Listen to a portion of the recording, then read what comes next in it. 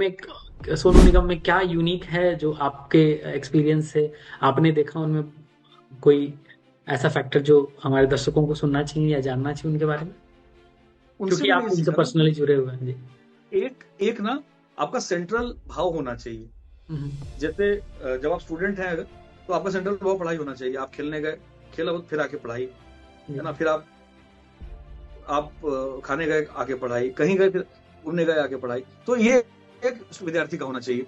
अगर आप एक जैसे म्यूजिशियन है तो उसका उनका स्टाइल हो जैसे रियाज, तो उसको हर उनको मतलब म्यूजिक उनका स्थायी वो कहीं भी खूब डाइवर्ट होंगे, खूब जाएंगे, कुछ भी मस्ती करेंगे, कुछ करेंगे, फिर वापस म्यूजिक।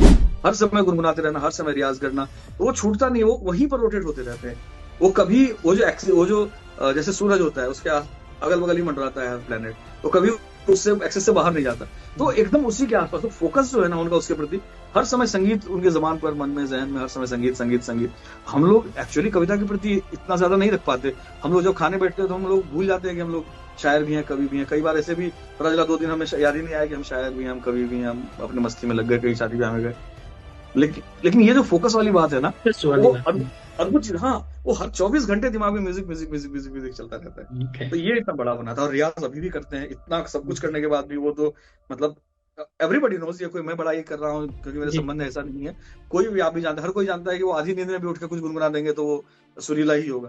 फिर जी। भी वो रियाज करना, घंटों घंटों का रियाज करना अभी तो, और मतलब ये लगातार अनवरत लगे रहते हैं वो हर समय। वो फोकस बहुत अच्छा है।